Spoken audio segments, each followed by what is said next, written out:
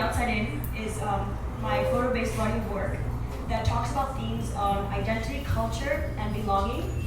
I was born in Colombia and raised in Panama, and my multicultural upbringing inspired this body of work. As we can see here, they're elaborate still lifes, which I created in my home or my family's home, that tell stories about migration, adaptation, the use of objects that represent certain cultural heritages of mine, such as Jewish objects, Panamanian objects, textiles that we passed down from my family, and flowers that hold a significant meaning to my family, which represent the feminine and the familial connection. So today, I'm really excited to announce a panel called Collectors Roundtable, these fabulous group of women. And this is a series of events that we have during the exhibition that will be up until May. So I highly encourage you guys to follow and keep in touch with the programming. And without further ado, I'll pass it over to Nuria so we can get started with the conversation. Hope you guys enjoy. Hello. Thank you, Ryan. Well, we're happy to be here. We're happy to be here. I know the three of you tried my landing in Miami. I'm so happy that we're doing this. So these women are beyond special. Like anyone that has spent 2 minutes with them know that they are the foundation of a new era of art in Miami, and I do appreciate all of you so much, so much. Like, thank you. I meant so much, and I'm just so thankful to be part of whatever you guys do. Really. I'm gonna let yourself introduce yourselves, and then we're gonna jump into the questions. We'll be questioning about art collecting. The three of you have a very different approach, are doing different things. So, Catherine, do you want to introduce yourself? Yes, I'm on the hot seat. Is this working? Yes, it is. So first off, I do want to thank Dahlia. Where did you go? You disappeared too. So I just want to say something, because all of this programming, including the talk tonight and what the talks that have happened before and what's happening next with AI, is all Dahlia's doing. And I think it's important to mention that, because artists, need to work these days to kind of activate their spaces, bring new people in, cultivate different conversations, and I think you've done an incredible job doing that. So I really do, while you talk for all of 2 seconds about your work and what we're seeing here today, I want to encourage everybody to take a moment after our talk to really understand the work that we're embraced by today. So Dahlia, thank you for bringing us together. My name is Catherine Mikesell. I adore Nuria as well as Donna Lynn, and as well as Mindy. I am honored to start this off because I can say that I'm in company with badass women and many more in the audience, I should say, as well. I think I know most of the women here, and they're all pretty incredible. So take time to get to know one another. I along with my husband Dan, have been collecting for over 27 years. It's Dan who actually ignited the passion in me for art. I knew nothing about art prior to my husband, which always seems to astonish people, but a lot of people don't grow up with art in their family. So it's thanks to Dan for bringing me into the arts. And the thing that I love about all of us on the panel, and including you, Nuria, is that we're all extraordinarily passionate, but we're realizing our passion and bringing people into our passion in very different ways within the arts. But we are all about bringing more people in, breaking down the barriers to an elitist art world, and being just inclusive, loving, nurturing, and helping to educate people along the way. So I'm very proud to be on this panel. And Thank you. Talia, thank you so much for having us today. And thank you, ladies. We always have a very, very good time. And whenever we get together, the conversation just flows, because I think that there's so much of the same interest, right? And as you mentioned, we do it on different levels. So with me, I had originally started in the the art market, selling art on the secondary market. And that sort of flowed into learning about collections and learning about people. But then I started meeting artists, and I got very involved with them. And to me, every canvas has a heartbeat. Every piece of art has a soul in it. And to me, it sort of just bridged this connection into my magazine. It's called Portrait Magazine. And for me, it's about showing these artists and exposing them to something bigger than they could have done themselves. And it's been so rewarding watching people grow. Like I've been, looking at this is so fitting. It's like we sort of, I think everyone on this panel plants seeds, right?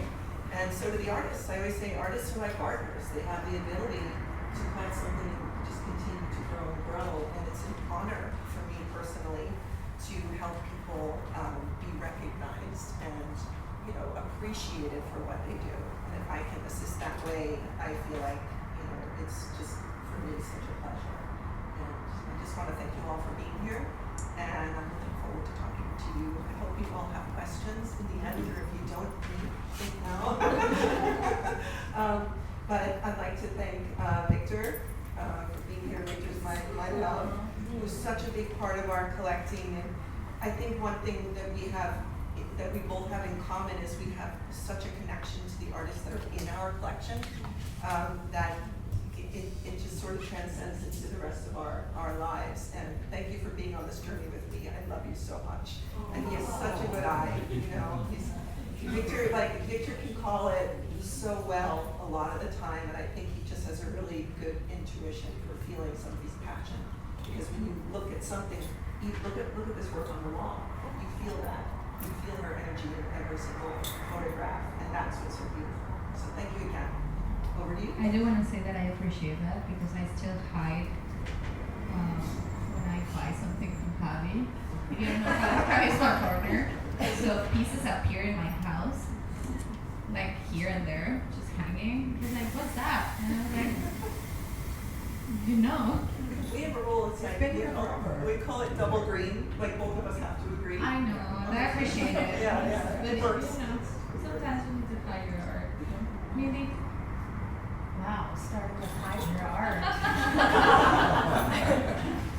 I'm Mindy Solomon, and I have a gallery called Mindy Solomon Gallery, which comes in handy in case I forget who I am. So I guess I started collecting, we had this conversation the other day, but in 1986, when I first got married, and I was taking a pottery class, and I was a failed potter, a miserable potter.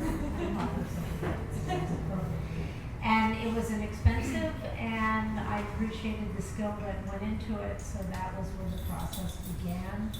I too have hid art in plain sight. I raised 4 children around art, and now I'm #gallery grandma, except that none of my 4 grandkids can come into my house. It's a danger zone. But I definitely have a passion for it. I was an art weirdo as a kid, always drawing, making up books and stories. And I went to college. I thought I wanted to be an anthropologist. And then I realized that you can't sit with chimpanzees in the jungle all the time. You actually have to learn statistics and boring things. So I went back to art. And this is how I manifested it now at this point as a collector and a gallerist. So I'm excited to talk further.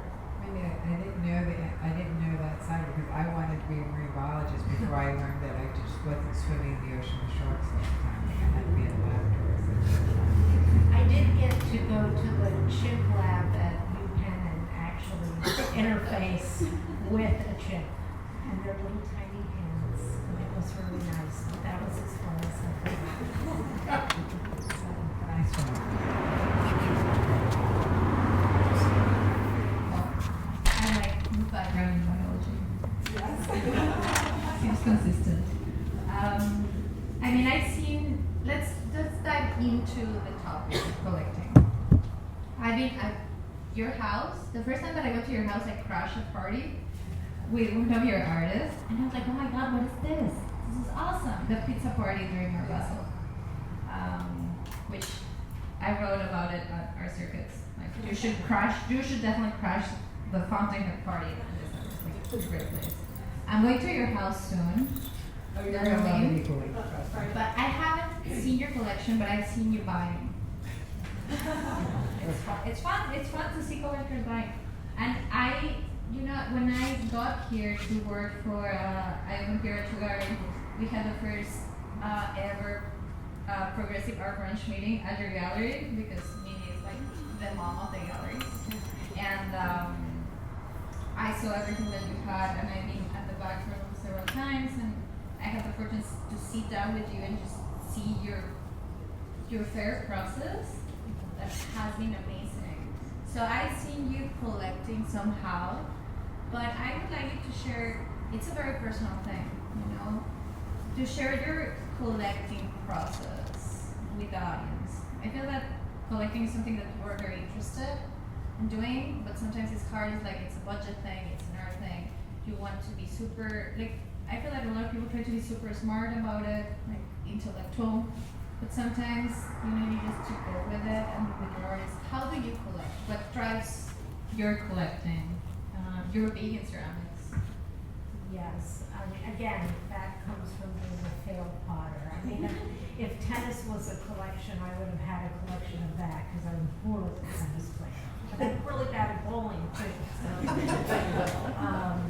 Anyway, I think for me, it was this kind of obsession with material.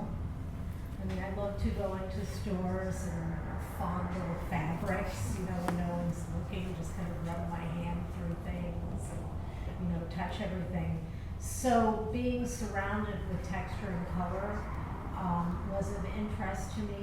And when you get to a certain point, as I know you two can attest to, you have so many things, so many objects that, like this space right now, the object becomes the thing. In other words, everything that you add to this collection is part of this greater whole. It's like putting puzzle pieces in place.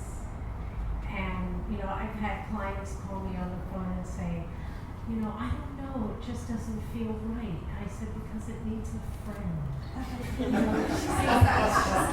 Things are lonely by themselves. I mean, some things can hold space beautifully, but other things are so much happier when they have something to talk to. And I think that as you continue to, as I have, respond intuitively to what speaks to you, whether it's a sense of humor, which has been frequently a motivator for me, I love humor,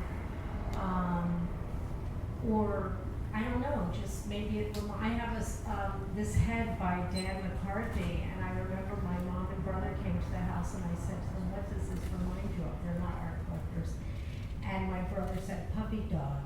His toy that he had when he was a toddler, my mother sewed on a stocking for a mouth and 2 buttons for an eye and a nose, and I saw this Dan McCarthy hat, and I said, there's puppy dog, I have to have it. So it was never for me about whether this was an important artist or someone I should have. It was about what I connected to that gave me comfort in my space. And as I continue to collect things, and I still do, even though I don't really know where to put them, I am thinking a little bit more strategically about legacy. And we talked about that. I really want to follow up on that. Because even though I have, thankfully this progeny, it's a tremendous responsibility to live with hundreds of objects. Your life becomes, in a way, controlled by objects. How do you feel about stewarding? Like, do we own the pieces, or we're just taking care of them while they're with us? Well, that's an interesting point. And I do think stewardship is a very important thing. And I feel like I am the steward of these objects, and I am very much thinking about where they will go. And I was telling my late husband was like, you're not donating it. And I said, okay. But think I will be donating things because I like the idea of things having a legacy. There's something very exciting to me about thinking that someday my grandchild can walk into a museum and see his or her family name on the wall. That, you know, there was this care and this love. So yes, stewardship is really important. So there is a little bit of a strategy now that I never really thought about in the past about the things that I'm adding on.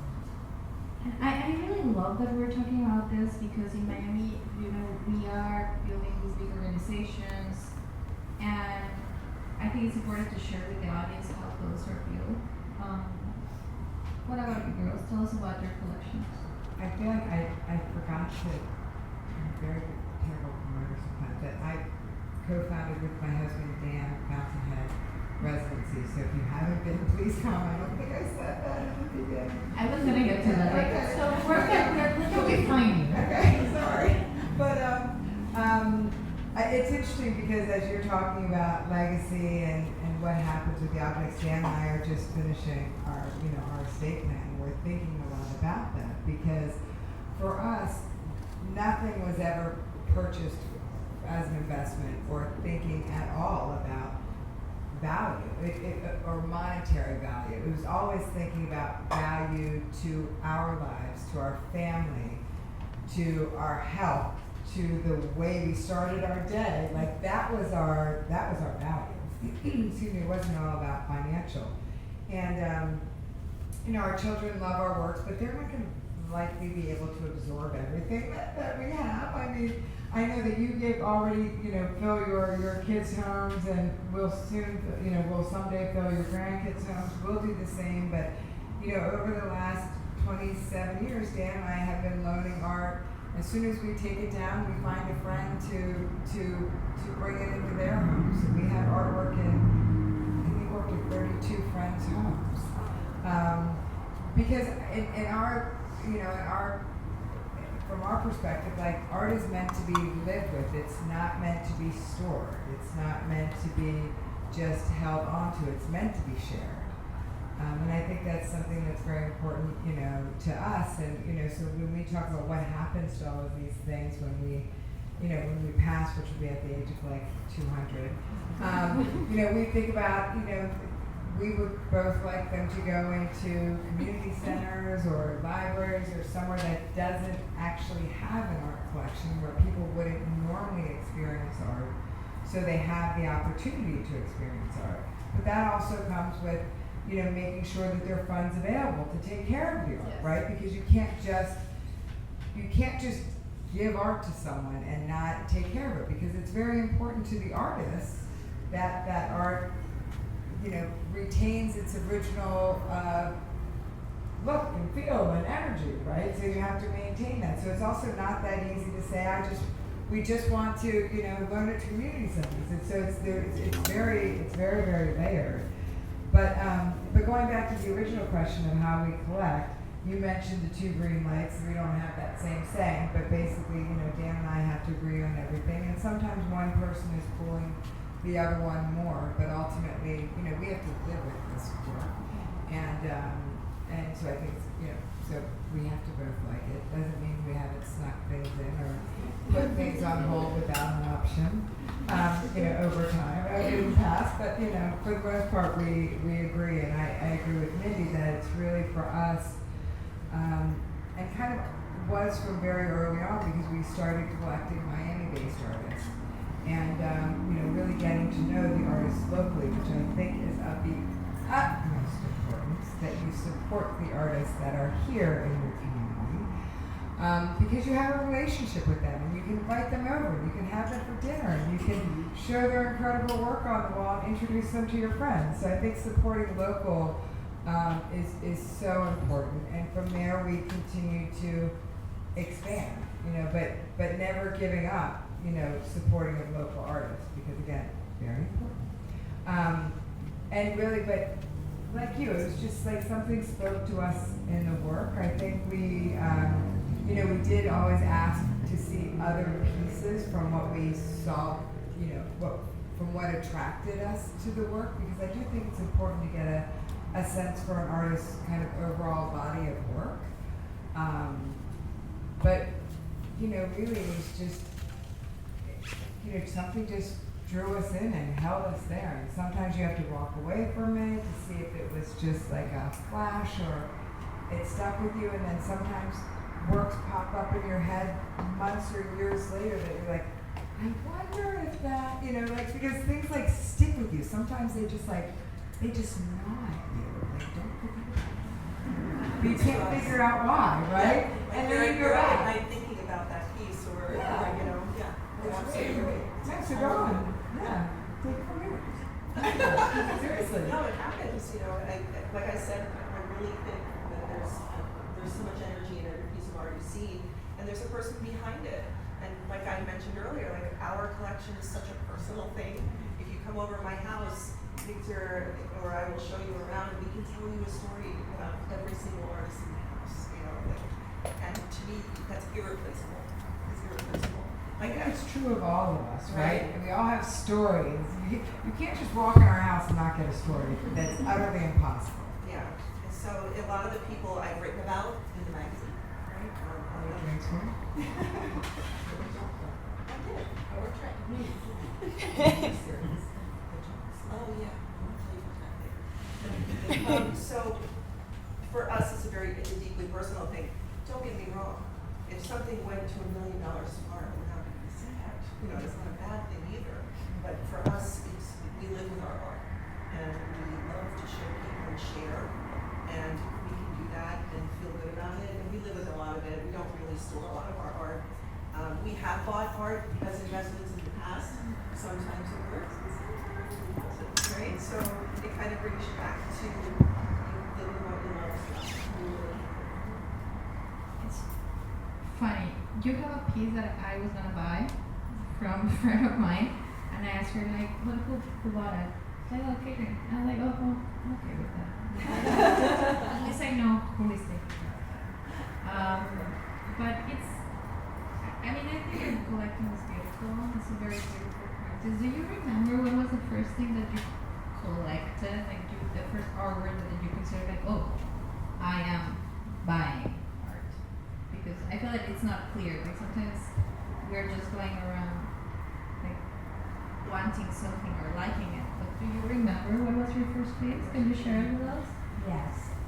So the first piece that we bought together was on our honeymoon in 1986, and we were driving on. Well, my husband was going into his second year of. Wait, we got married.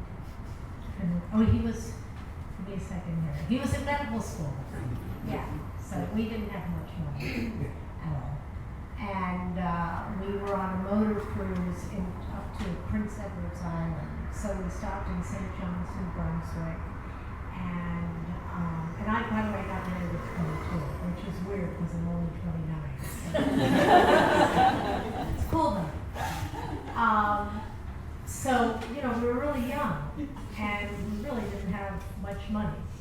And we stopped in St. John's, New Brunswick, and we bought this little sake jar, this little raccoon sake jar at the pottery there. And I think it was like $75. So that was the first piece. And it will always be like very important to me. Do you have it like in a special place in your home? I do. Well, I have it amongst many other friends, but I know exactly where it is. How many friends do you have?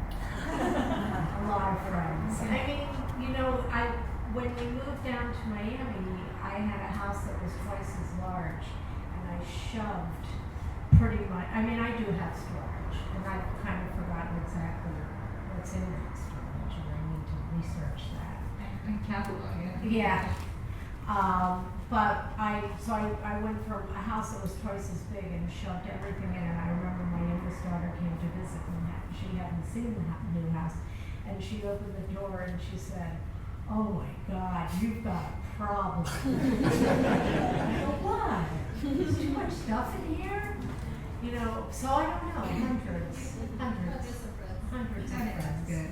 Yeah, Good stewardship. all sort of sitting together. How did you guys, well, you are our advisor. You meet, I'm gonna say, hundreds of artists a year, probably. You have your own gallery. Like, between the people you know, plus unsolicited portfolios, and like, you see a lot. How do you guys collect? Like, you buy from the artists. I want to say that different countries have different practices. In Mexico, it's very common that you buy directly from the artists. Here in the US, it's more common to go to the gallery if they have one. It's just like correct, etiquette. There's an etiquette on how you collect. And I think that we should elaborate a little bit both on how you collect and the etiquette of collecting. I think it's important when you're collecting. I mean, I'm very fortunate that I do artists in their spaces, and I get to see them and I can buy from them directly. But I also think it's super important to support the galleries that are in your neighborhood. And, we try to kind of spread the love amongst, I think, all the galleries here. We talk to the owners on a weekly basis, I would even say, a lot of them. And for us to be able to help everybody in all facets, it's sort of equal opportunity, and I think it's fair. It's fair to everyone. And I would bet on that you've also bought from Fountainhead, from the artists and residents. But I agree 100%. And Mindy, doesn't get the same opportunity to say this because she is a gallery, but at the end of the day, it really is important to support the entire ecosystem because it takes us all. And that goes for whether it's an independent curator that's having a show somewhere. Like if you learn about the artist's work through someone, whether it's a residency, a gallery, an art advisor, an independent curator, it's really important to support those people because it clearly, like, no artist survives on their own, no gallery survives on their own, no art advisor survives on their own. It's all about supporting one another, and I think that's really important. I think sometimes when you purchase a piece, it could be the difference between an artist paying their rent that month. That's just the reality of it. So being able to sort of help with that is a good feeling. I agree with all you everything. I think that when you are buying art, like there's this question of what are you investing on? Like you're investing in your community. And a human being. First and foremost, right? Like you Multiple are. human beings. If galleries are involved, and curators are involved. Yeah. And money, it's important. Logistics. All of it. And I'm saying like communication and dialogue, and there's like so many other layers that we don't discuss because we're so used to the where are you gonna buy and how are you gonna resell it, and I think that there's more depth. Like there's so much more depth to what all of you do, and it's important to share it. I mean, what do you evaluate when you buy an art? Besides, wall space is really important. Or how much storage is left? Do you need a new one? But what do you evaluate? Like pricing point is important. We all have a budget. That's important. Then you're supporting someone, so you want to support everything count. Like every dollar counts. But what else? Like you feel it's very much you when you buy. But I was gonna say, I do think it's important to know your budget because you don't want to look at something on your wall and regret what you have, right? I mean, know your budget, but also don't buy something that's maybe less of a piece because it fits your budget. Like I would suggest that you wait for the right piece, something that really speaks to you, to spend that money than to buy something that you're just like, oh, I really wanted that piece, but okay, I'll get this piece. No, please don't do that. But know your budget because you want this to be something that's a rewarding experience all the way around. And the truth of the matter is, there is artwork available at every price point. You know that after trying to buy something from your gallery, that's when I started hiding my purchases. I couldn't go back to that sculpture because Patty had seen it already. And but I was like, okay, I shall not discuss. What about you girls? What was your first piece that you remembered, like, I'm collecting? I was in New York and Victor was here and I purchased, at the time, the artist name was Leon Lowenthal and he was, I think, 21 at the time. It was his third New York show. He was one of those prodigies that started very young. He was beautiful. And I remember I spent $50,000 on a piece. I had never spent that much money on a piece of art and I said to myself, "Ooh, I think you just came up a notch," but it was, but to this day, I love that painting. My home, it's so many really the best. When you spent the $50,000, like, did you have any, like, in that moment, did you feel a little bit of an anxiety or kind of a, you know, a rush? No, I'm gonna tell you what I felt. It was in a home in New York, and I came down the stairs, and it was at the bottom of the stairs, and I saw the piece, and I went, "It's mine." And I looked at the man who had the show, and I went, "That's my piece, I want that piece." And he's like, "Okay, you can have it," and it just felt so good at the time. And I never regretted getting the work. I think it's just so beautiful, perfect for, yeah, so no, I didn't really regret it. Once we hear Adrian's response, I want to talk about the anticipation of receiving your artwork. Like, I think that's something that we need to discuss from the selling and the buying point. Well, ours was a Miami-based artist who unfortunately has since passed away, Robert Flynn, and he was working at the then South Florida Art Center, which doesn't exist anymore, but the organization goes on as ULA. But, huh? I was getting which Nuria is now the director of development. It was an organization that we actually were on the board of for a while, but this was well before we were on the board. And we fell in love with Robert. We loved his work, we loved his painting style, we loved his hand, but what we were seeing just wasn't anything that really grabbed us.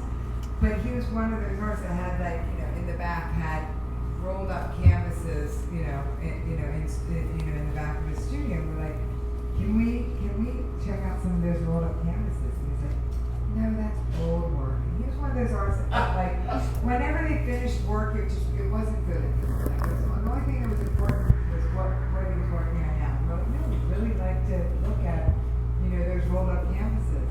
And we found this just incredible piece that was up in our homes for, I don't know, probably at least 15 years, something like that, for a very long time. It's now with a friend of ours. But I think about that piece all the time. I love that piece. Like, it's a great work of art. We have one that Victor and I bought, the first piece we bought together. We don't always agree. Very on art, and we walked into a gallery here in Miami, and we saw the art on the wall, and we both went, that's it, that we bought it. That was the first piece that we bought together, that we both agreed on immediately, so that's also a really, really important work in art. I want to ask this. Do you feel, because you've all collected with your partners, do you see, like, there's something about relationship building? Like, how do you know just what I want first or work together? Someone asked me in Mexico, not this year, but last year. And it was the first time that I played great, but also I think he's well. He likes painting. And I knew immediately that he was gonna like it. And I saw his face and I was like, yes, okay, let's buy it. There's something bonding about it. If we were in the Keys, and we were just in one of those little trivia shops, and we bought this little painting, I think it's this big, and it was done by a local artist, and just this little tiny thing, and I will tell you that it's one of the most sentimental pieces. I mean, it couldn't have cost $20, but it is one of the most important pieces of art around the house to us, because, that sentimental value that we have to it. It's right when you walk in our house, you'll see it on the table. And, we're always like, when we were moving, we were like, where's that little piece? Like, it was so important that it was seen and that sort of energy between us. So, it could be big, it could be small, it could be free. It's just how it makes you feel. I think for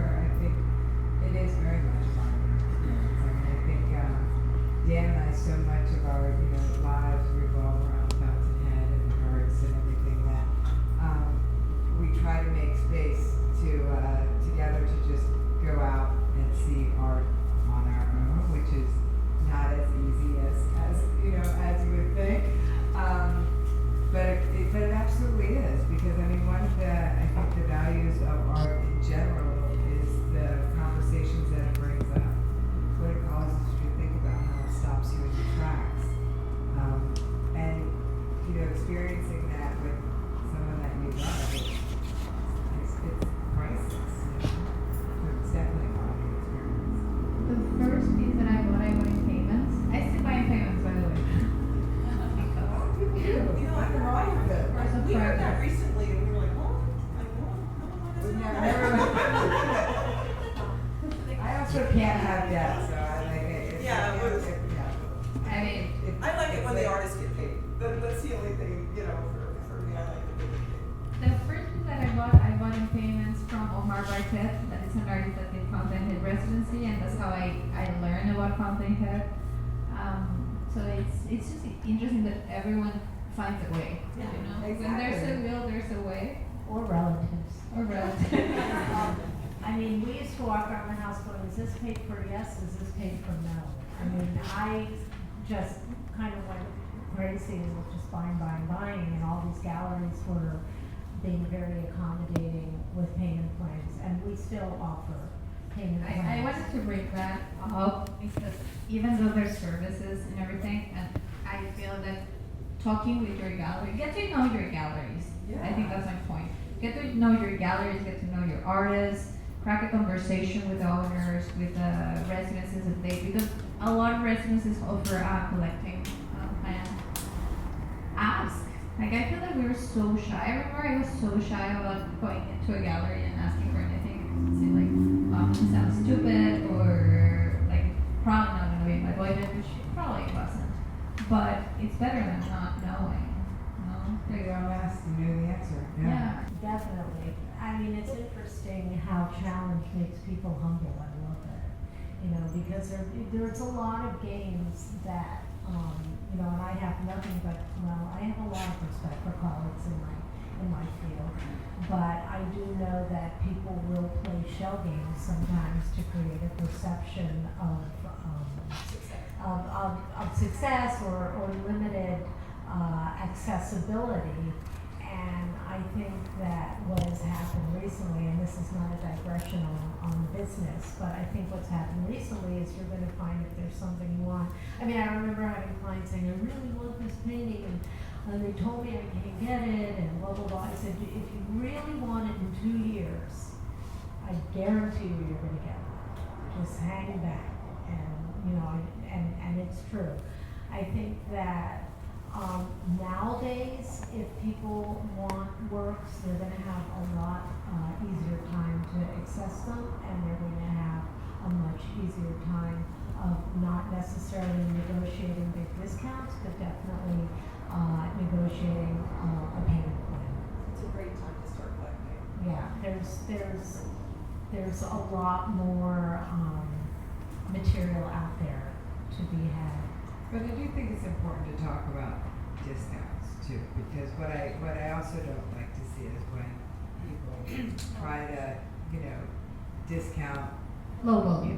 to lowball, because I just don't think it's right. I mean, it's an artist who's invested a lifetime. It's hopefully a gallery that supported them and will support them in the long term. So I don't believe in lowballing. I think artists also are very nervous about how to price their own art. Yeah. And sometimes they undermine their talent, right? Because they're afraid, there's a fear of not being accepted or not being, discovered or, getting into the right collections. And you have to kind of get over that if you really want to, but once again, it comes down to the group effort on everybody's part with that appreciation. I also think it's important to say that if don't buy art because it's a great deal. Like, if you don't like the work, it's not a great deal. I'm sorry, art doesn't go on sale, okay? It's like you have to love the work that you're getting, get the best price you can, but if somebody calls you and says it's a great time to buy, I can get this great deal for you, run. If you don't, I mean, unless you love the work and you've been waiting for this moment all, for years. But if this is not work that you love, run. It's not a good deal. I think that collecting is like dating. Like dating. Like, yeah, you could date that one, but you really, really want the other one. So, I mean, just, something. Don't settle. Don't settle. Something to think about.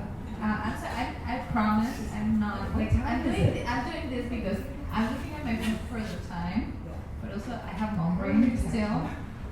So I need to see my notes. I want to piggyback on the artists, how artists price their work. Like the three of you have very valuable input, and there's a lot of artists here. And I don't have that in my notes, but I think it would be very useful for all of us to get your input on that. What would you tell artists regarding the pricing topic? Well, I mean, that's definitely something that I am called to do frequently with artists. And,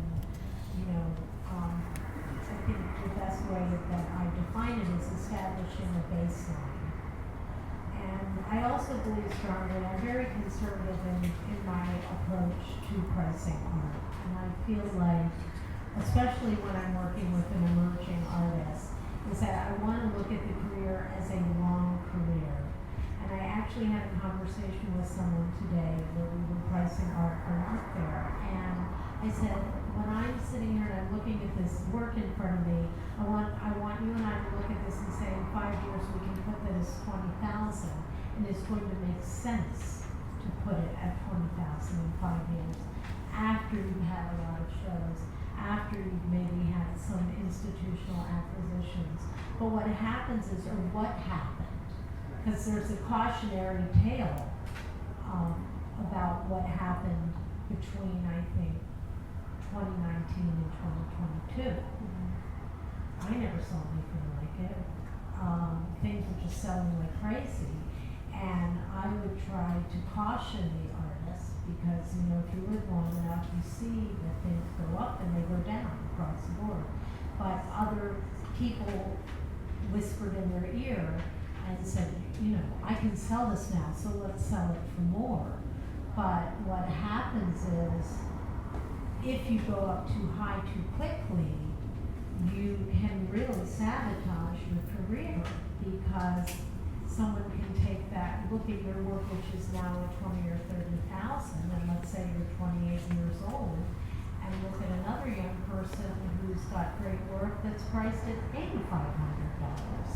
And so it's really important to be very deliberate and very patient with how you proceed in pricing, and you can always go up, but you can't go down.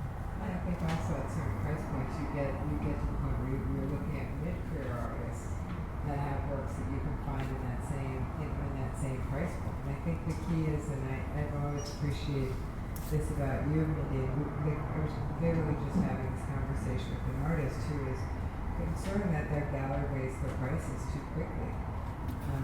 Especially in the market. And unfortunately, we've all been in this world long enough to see it happen more often than not, unfortunately. Yeah, with my clients in secondary, I remember I was trying to sell an artist from Germany, and I called one of my clients in New York. I think we wanted $26,000 for the canvas, and he taught me a lesson that day. He said to me, how do you possibly substantiate that price with this guy? I've never heard of him. Can you show me any auction records? Can you show me anything that would make me want to spend more money on that artist? And I couldn't. But I think a really important thing, if I was talking to an artist myself, I would really want to encourage them in their mental state and their ability to be positive with themselves going forward, because the mindset that they're in as they're creating, if it's in a good place, can only go up, right? So it's sometimes it waxes and it wanes, and the market may change, but I think that it's more of that emotional connection. And as collectors, if we can encourage an artist to keep going, and oh my God, and if you see something positive, encourage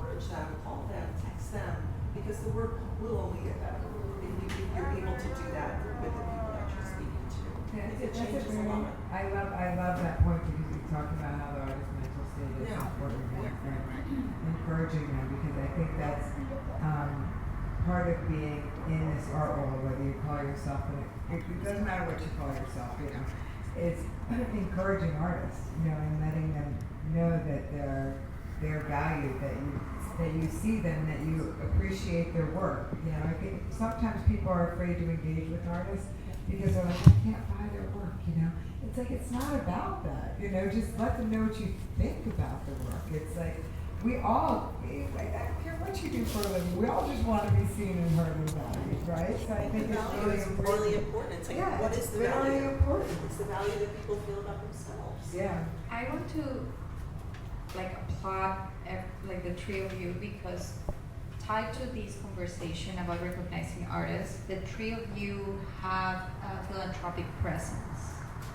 And I think it's important to bring that up because you support the artists, but you also support organizations that provide artists with something that maybe as a collector you can provide, maybe as a, an art advisor you want, but you become a philanthropist and then you're covering these other areas. Like you are super philanthropic. Like I've seen it, and you really put your mouth where your money and all that. And you too. I mean, come on. The three of you. I need to recognize it because it is important to support nonprofits. You run your own nonprofit. You're a part of her member. You too. So it's Dahlia's just, our newest member. yeah, it's important, how, like, I would like you to share a little bit, if possible, of your voice from that side. I mean, we started very early on when we started, like I said, being on at that time South Florida Arts Center's board. But I do think it's so important. I mean, Dan and I started Fountainhead in 2008. It's something that we funded for the first nearly 10 years. And I can remember there being times when we talked to the kids, because our kids know no other life. They grew up with artists for every occasion. It was a little tough at times, and talking about so if you didn't get to have presence anymore, but you could still have artists around the dinner table, which would you choose? And like without even thinking, they were like, obviously the artists. And so I think it's everybody finds their thing and their way of supporting, because being philanthropic isn't just about money. It's about love, attention, time, effort, connections. Like, everybody can be philanthropic, and I think it's now more than ever, philanthropy is very important, and connecting people is supporting one another, just being there for one another is so valuable. I mean, if you think about the root of the word, right? Philo means friend in Greek.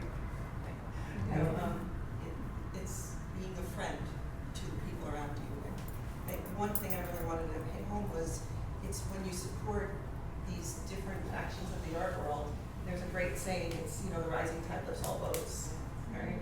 And so we're all here together, and just being everyone in this room tonight, we're all kind of raising the tide, right? So the boats can float better and kind of go out and sail. And I think it's such an honor to be able to do that. And I'm so happy that I'm able to do it in this neighborhood with, you and so many of the other people tonight in this audience that I really appreciate as well.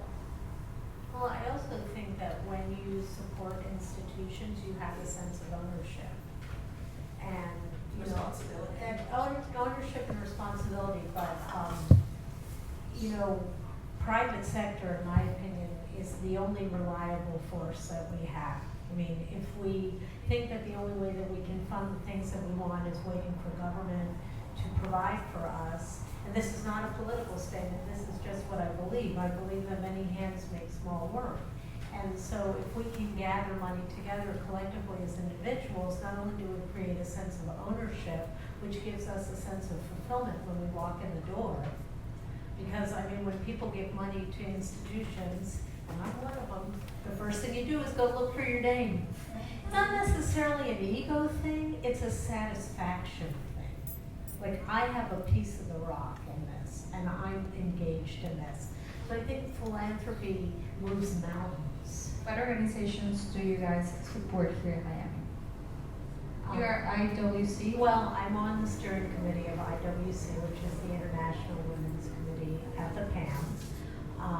And I support them, and I support the BAS, and I support the ICA. And you and I are in the support board Crown of Dimensions Variable. Dimensions Variable, and other Jewish Federation for many years. And so just trying to give what I can. You know, someone once said, give till it hurts, and then someone else said, well, give until it feels good.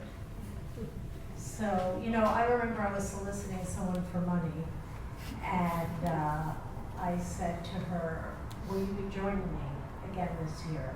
And she said, well, I don't know, I need to talk to my husband. And I said, oh, really? Did you talk to your husband when you bought that Nancy Gonzalez handbag? Anybody knows what a Nancy Gonzalez handbag is. It was alligator, okay, so figured out. Just, hey, wait a minute, that's not fair. I couldn't help myself. I should have not said anything. It was staring me in the face. I think so. I mean, I don't think she talked to me for a while. It's a soft approach. Yes. And I mean, to what you just shared and using philanthropic as not just money, it's putting a lot of your time, exactly. Like I've seen you, the three of you put so much of your time and your efforts. And I think sometimes it's something that doesn't transpire to the public eye, you know? But you do a lot of that. And I think I would like to use this moment to recognize it, you know, beyond any particular institution. But I know that you do, and I know that you care. So thank you for that. I want to see, like, where am I in time? Like, do I need to go to Q&A or can I? Q&A. Okay, so let's move to Q&A. I would like to invite the audience, hola, Mika, to share any questions or comments you might have. Like, this is a great opportunity. Hi, amazing talk. Tanya and I are coming from Mexico City. We are gallerists. We are always What's the name of your gallery? Avant.dev. Yeah. And we are always speaking about how to nurture new collectors. We have been developing a lot of research in trying to find the right persona, and we are like approaching people on their forum. So our question maybe could be, have you ever thinking in how to cater the needs of young collectors, since they are more into algorithmic decisions, matchmaking, they are more focused on how to find the scarcity between all the nodes. And that's it because we found a niche in the tech and entrepreneur sector in terms of collection. So we want to hear your thoughts. I can speak a little bit about that. I don't know if Francesca's still here, but Francesca launched as part of Fountainhead a young contemporary group, which is people under 35.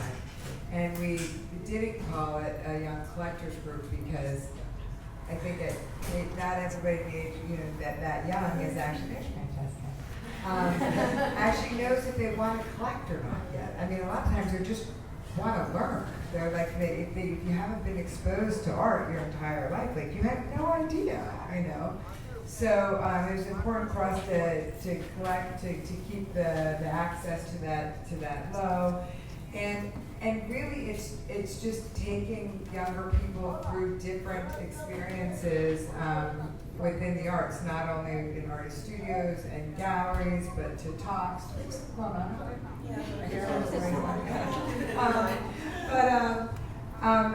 So I think but what I want to say regarding AI, algorithmic and all of that, it still comes down to people. Yeah, it's a people It thing. still comes down to people. Like, you have to engage them in a way that is personal. You need to bring them in. I mean, that's really probably the thing that's most important about contemporaries and the Fountainhead in general, is that it's personal.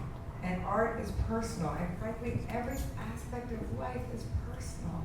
I think right now what's happening with the younger crowd is the public sentiment is so important, right? It's interesting that you say this young art collectors group. Okay, now I'm part of the group, right? We're just art collectors in general now, part of this group, we're part of that group. So that's a smart idea if you sort of just break it up into bite-sized pieces for people where they feel connected to those words that you're choosing, and then create opportunities.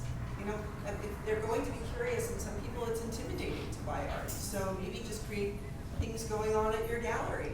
It could be, you know, just twice a month, 3 times a month, these open houses that really push home the social media. Because I think one of the best things I learned from Dahlia in the past month was that she was so good at the follow-through. Did you guys all see all that follow-through with, and she was making reels, and she was making posts, and she was doing stories, and I'm like, whoa, this is good, you know?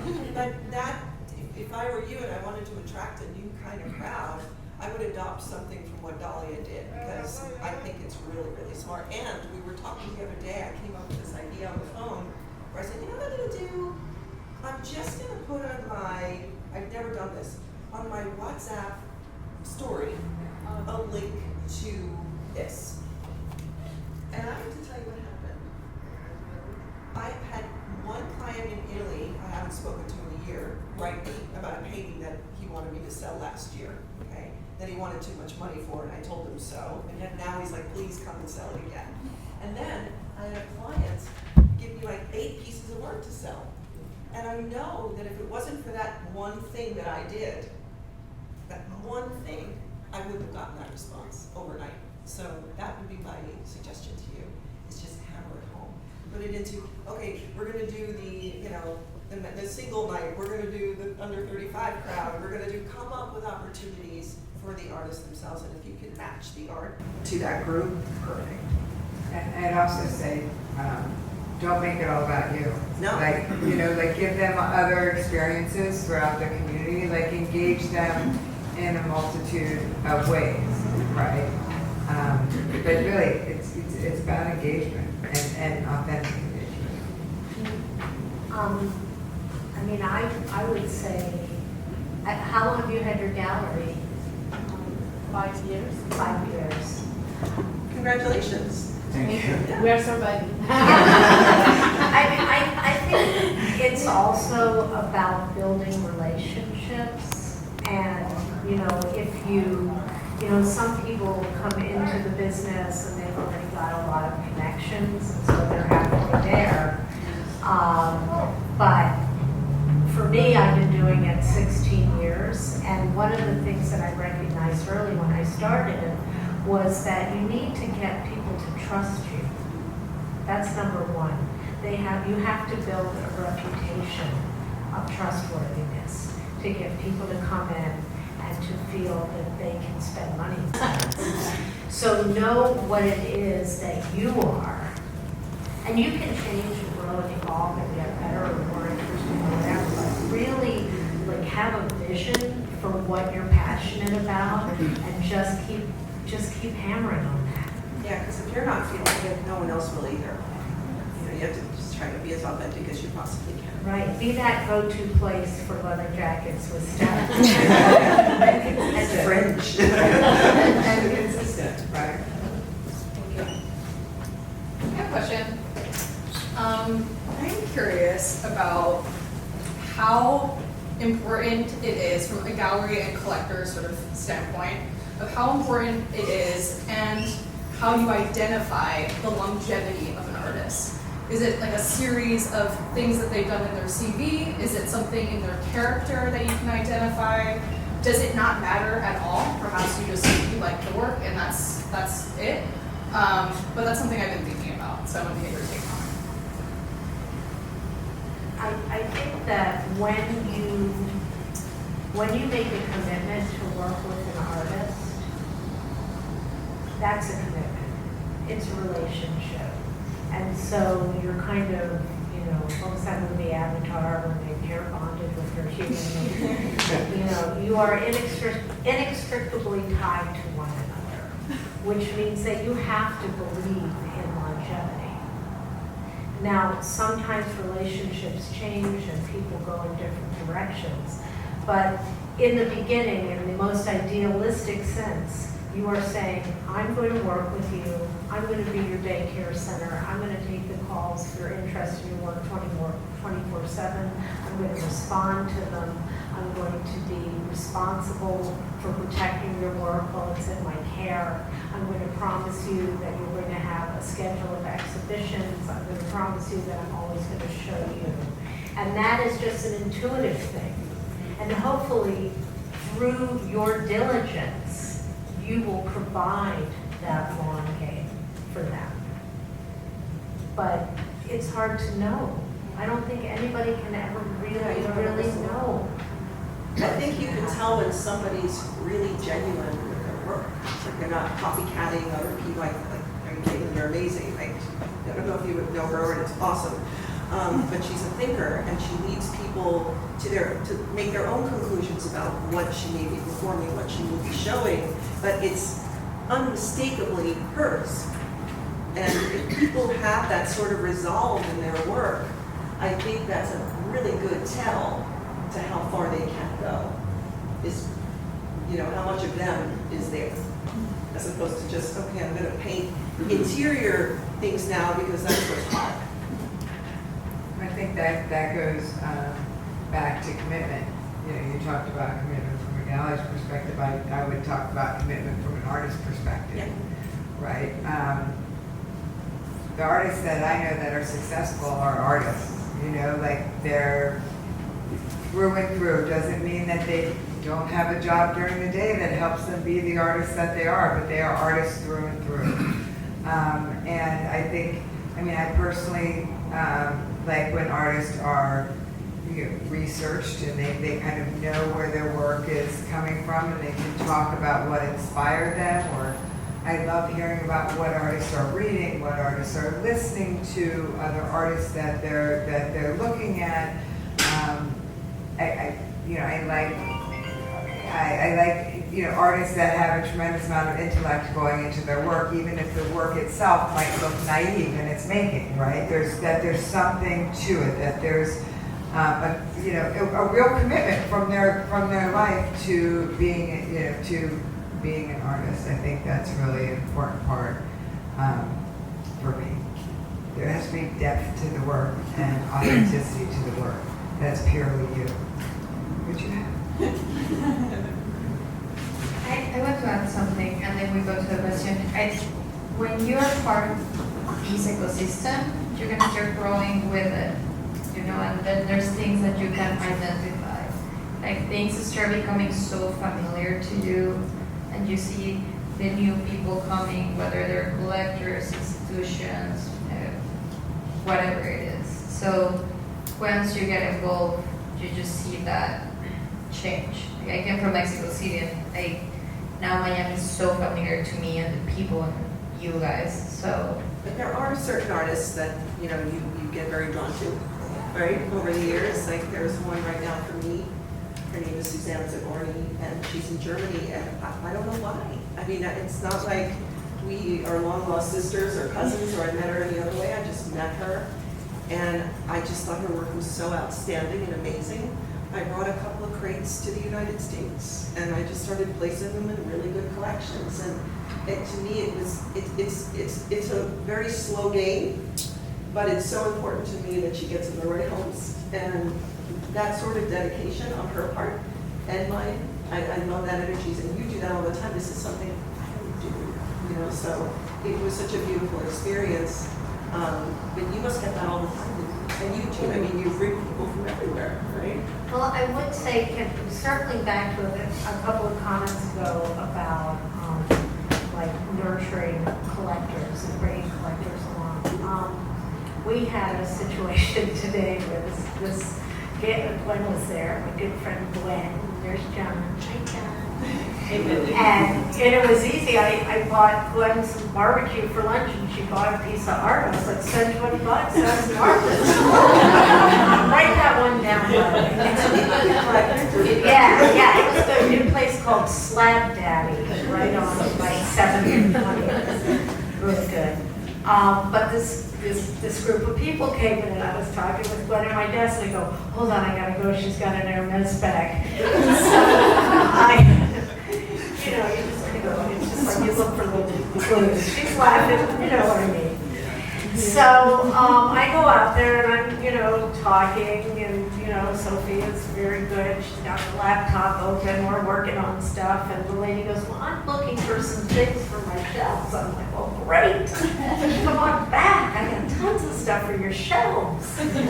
She shows me a picture, and she's got a lime green sectional, lime green, and a table that's like lime green and blue, and she's like, well, I kind of want to match these colors, and I've got something like this on this wall, and I'm like, this isn't going to work. I've got nothing. I mean, and sometimes you realize, and you do your best, right? But I always feel like if I have to sell you, I know this sounds strange because I'm in the business of selling stuff, but if I have to sell you art, it's not working. It's not about sales. It's about adaptation. It's about me being able to say to you, especially a new collector, who it's like I see the face of vacancy when they walk in, and I'm like, you got a lot of white walls, don't you? I don't know where to begin. And I can say to them with complete confidence, if you put this on your wall, I guarantee you that's all you're going to be looking at as soon as you come in the door. This is going to transform your home. That's what I know.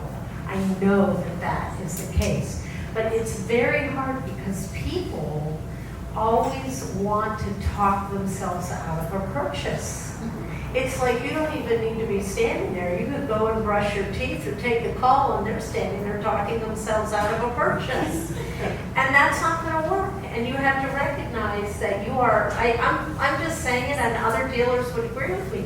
You just got to get to a point where it's like, I'm just going to walk away from this, because if I've got a bag and I've got a kowtow and I've got to tap dance and do everything under the sun just to get you to want something, while you're standing there talking yourself out of it, it's not working. So you kind of have to manage that situation. You do. It's not giving up, it's a recognizing it's just not going to work. Do you agree, Dina? Have you been in that situation? Nothing like being in an art fair booth and being the last day, and it is really sucking. And you're like, I just watched tickets to see Glenn Ross. Does anybody know that story? It's the ultimate desperation sales movie. It's like you just want to go out and kill yourself. Yeah, right. Well, it's on Broadway, and Bill Burr is in it, and Karen Culkin. I had to go see it. But it's like, you didn't start smoking until you started in that booth on the last day of the fair. All of a sudden, Because everybody wants 75% off. yeah, you're dying, and you've got to get through it, and know that the art will go where it needs to be, and you're not going to have to sell it so hard to make it work. Yeah. Well, I feel bad because There's Aaron. Yeah, sorry, Aaron. Hi. I'm kind of, do you guys think about, like, as collectors, what's the one that got away that hurts you? Oh, I think we probably have many. What's that one? I have a fountainhead one. Oh, do you? Well, actually, I have one that then I wanted that we went to the back room during our puzzle, like we just didn't pull the trigger, and it's now hanging at the Rebel Museum. And we're like, every time I go there and take the artist, and I'm like, damn. Victor, we didn't go that month.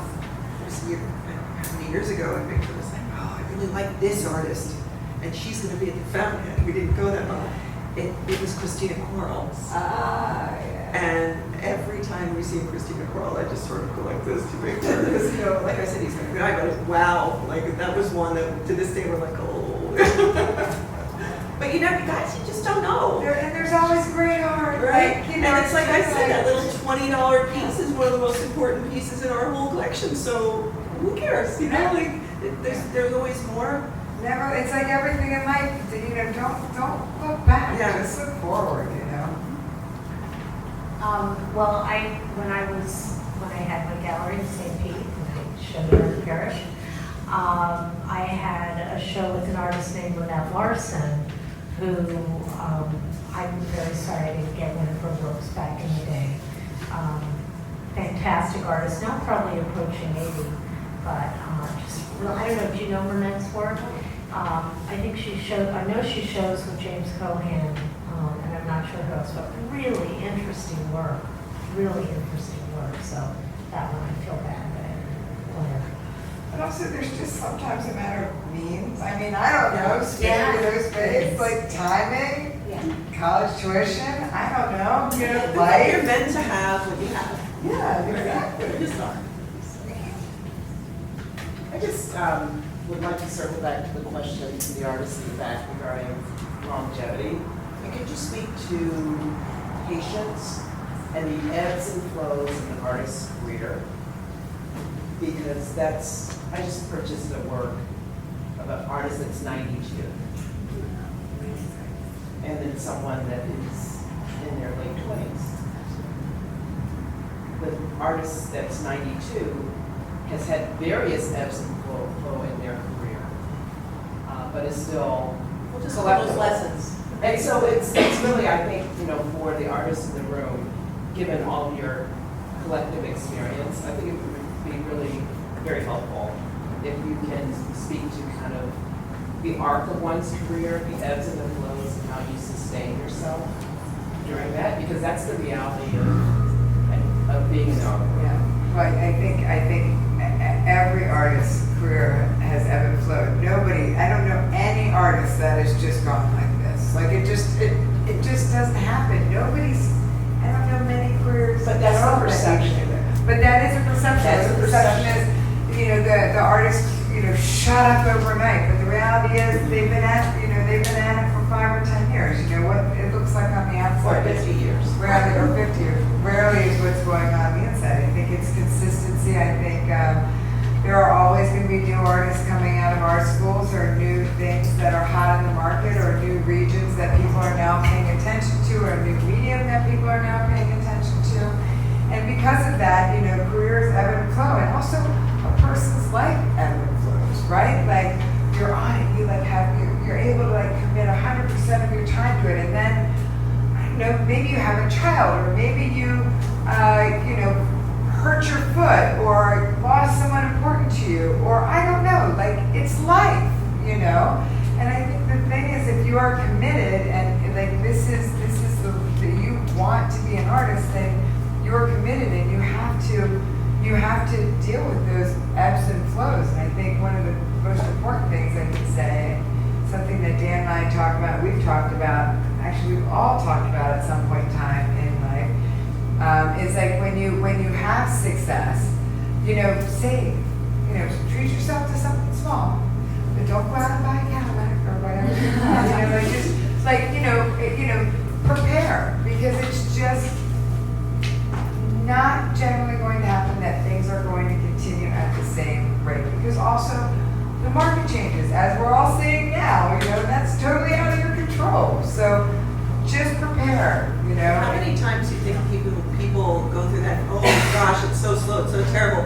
And I think we've all experienced this at some point in our lives, where the phone rings and it changes your whole life, right? Like, whoa, I'm back, right? All it takes is that one phone call. So I would just say, put one foot in front of the other and walk. You're on let's say you're on that first, you know, line, you know, and you want to get to the end of the football field, right? Just put one foot in front of the other and just keep going, because we all know from time to time it's great, and when it's not, work. Exactly. I think that right now, and maybe it's my evolving maturity, but artists that are, you know, how do I say, 60 and up, and in particular the 92-year-old, that becomes very interesting to me, because I think that life experience and time making work has real value. And, you know, the important part is the strategy of what happens with that artist's work. I think one thing that can really sabotage an artist, and I understand that not every artist has gallery representation. I understand that. But one of the things that I have seen sabotage the careers of artists is selling out of the studio and, you know, selling in desperation. And then you see this artwork showing up at auction just, you know, pennies on the dollar.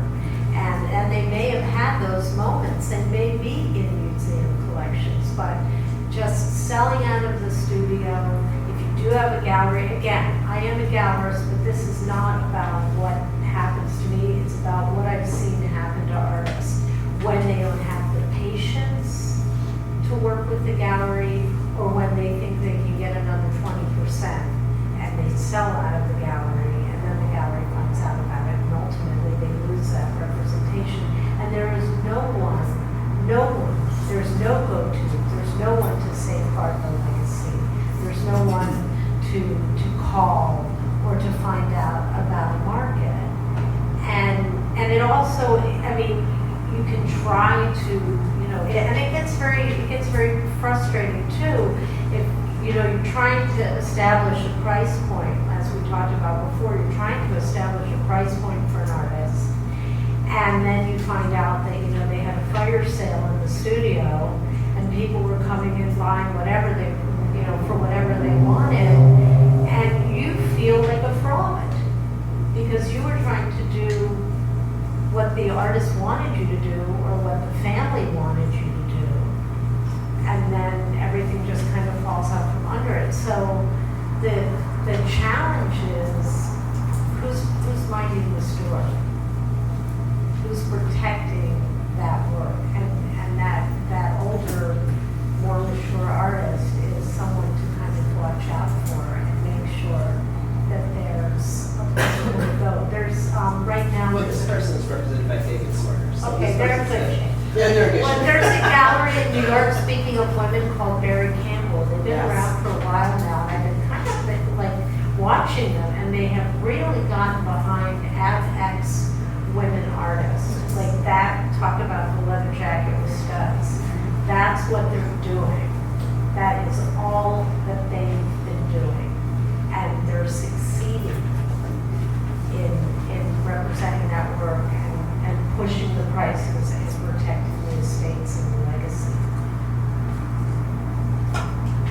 But, I have a question about pricing as a new collector, and you basically saw an artist in the art fair or in the gallery and you really like it, and you asked to come to the studio to visit the artist, and what do you expect when you actually come directly to the studio? You don't work for the gallery. Do you expect an artist to give you like maybe discount like the one that they will get, you know, like if you're selling directly to the gallery? Do you expect that they give you like 50% of the gallery price when they come to your studio, or do you expect any kind of like discount? But when as a collector, when you go and you want to buy directly to the artist, do you feel like you go there because you want to actually get a better discount, or like you don't want to go to the Well, why gallery? do you think? so You just answered your own question. did everyone hear the question? No. The question was, when you go to the artist directly, is because you want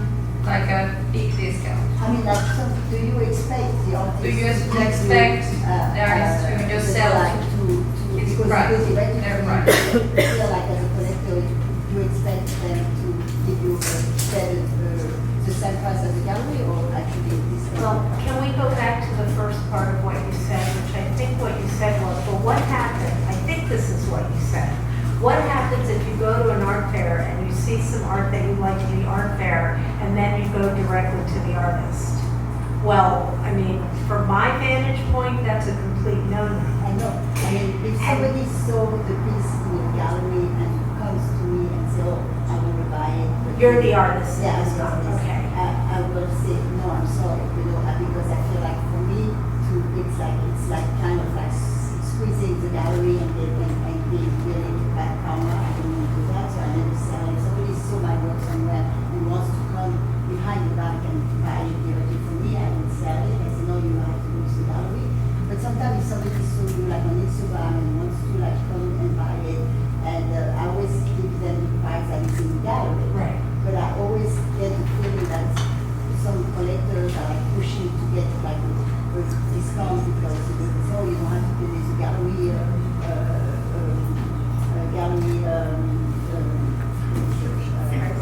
commission, so you should give me a discount. I get this a lot. So I was wondering, how do you answer that? How do you respond to that? How do you think it's like no? Well, I think you can just say no. Just say no. I can say no. But I think if you have a gallery, you should direct them to the gallery. Now, if the person decides that they don't want to buy from the gallery, what can you do? But if they saw your work through the gallery, listen, a gallerist can always negotiate with an artist. Some artists may say, listen, again, I'm more of a pushover than most. But some artists may call you on the phone and say, listen, this collector came directly to me. What do you think is a fair price? Well, that's kind of a stupid question to answer because they're never going to agree with your fair price. So what you say is, what do you think is a fair price? And then they will tell you, and you can decide if you think that that's acceptable or not. But that's a way where a deal can take place where you can hopefully keep that collector engaged and still be paying honor to the gallery in some way. So I think that you should have a conversation with the gallery and see how they respond to it as each situation occurs. But the worst thing you can do, never mind the gallery, the worst thing that you can do for yourself professionally is sell for 50% off. You've just screwed yourself completely because you're not going to be able to go back. And those are going to be the same people that are going to put your stuff at auction and flip it. It's just the mentality that goes along with it. So by all means, just direct them. If you work with a gallery, direct them to the gallery. I mean, there's many reasons, different personalities. Certain people just go in because they like the experience of seeing the art. Okay, that's what I like to do. It could just be that they want to do a studio visit. Yeah, to meet I like that. I like it. assumptions. Yeah, but I think if you have someone that you get the feeling that that's where they're heading, it's almost disrespectful on multi levels. And I would just very politely point out, oh, I'd love to talk to you about it, but I don't deal with the money aspects of this. I'm the creator. I'm the person that creates, but you can, of course, speak to my gallerist. But I do think, one, that not every collector that's going to reach out to you is interested in a discount. They really might just want to come to the studio and get to know you. But yeah, I'm not going to beat on the same drum. Don't do that. It's not good. It's not good for you. It's not good for anyone. And like you said, I don't think the intentions there are good long term. But that being said, if you don't have a gallery, Right. if you don't have a gallery and you want to sell your art, you should still not sell at a 50% discount unless, God forbid, you are desperate for the money. I mean, there's always situations, you have to eat, you've got to feed yourself. But it's not good for an artist to become, pardon my French, a little, art bitch, where all of a sudden, every, woman that wants to host a wine tasting is using your gallery as a backdrop. And, oh, you got to see my artist friend. You don't want to be that person. You want to protect yourself and you want to have boundaries. There was someone here. Hi. I'm curious as to how you decide what emails you want to open and how you decide what invitations you want to accept to exhibitions that are maybe by galleries that are like primarily online or nomadic, as I currently have one that's really fresh, and I'm just kind of trying to figure out how to navigate inviting people that I think would appreciate these artists without oversaturating and blowing up the emails of collectors or people that I think could be potentially collectors. So yeah, I'm just curious as to what factors into you kind of trusting a new invitation to see art? I would say do what you're doing right now and show up. Okay. Show up wherever you go. If there's something going on, you are interested, show up. Because if you send me an email today, if I don't know who you are, I don't know if I would open it to be honest. Maybe I would. Oh, that sounds nice. But if you get 100 of those a day, but hey, I met you tonight. So next time I see an email from you, I'm like, oh, it's a nice girl from the talk that night. I think showing up is 80% of success in any business. It's true for galleries, it's Familiarity. true for artists, it's true for everything. I mean, showing up is so important. I mean, that's why we're here with Dottie, because she's kept showing up. But it's really true. I mean, like it's sincerely true, and that's true. It's true. Like it's true about marketing any product. Like you've got to see it. I think that this is just you have to see it 7 times before it even really registers in there. So it gets back to it also gets back to it's personal, right? Life is personal. Art is personal. When you show up and you meet people, it becomes personal. So have you opened a gallery? It is nomadic, so I'll do temporary exhibitions. Okay, No. and you're based in Miami? Yes. Well, congratulations. I mean, I try to go to a lot of exhibitions. What gets me, I'm like a picture book person, I like to skip to pictures. So I think having pictures, having images in your email is a grabber. Not a lot of words. Yeah, don't expect people to read. Yeah, don't do like a whole art speak digressive, And don't do it like gray. Yeah, but pictures are very good, and again, creating a distinct as you can be, a brand that is reflective of what you're about, what your vision is, and be repetitive with it. And I think a good Instagram presence is critical, and be mindful of it and post daily and be consistent in that. But lots of images, lots of pictures, and make sure they're as best as you can, quality-wise. And tag as many people as you possibly can in stories, and this way you're sort of multiplying your visibility out there. People that you know. Yes. No, I don't know. No, but I actually think that's important to say. Yeah, people Because in the pictures. I've been tagged in a lot of things that Yeah, I me don't too. know what's going on. So, it's So true. Let's do one more. Yes? Yes. I have a question just with Catherine was talking about the old work, when artists hide the old work. I think we all do that, I think. But me personally, when I see other artist studios, I'm always curious to see their early work. And I always love their early work. I don't know if it's the fact that it's hidden, that you value it more psychologically, or that it's really good art and you've never seen it before and then you're surprised. I really don't know what's the psychological part of it. Well, you want to see But- evolution. Yeah, the evolution.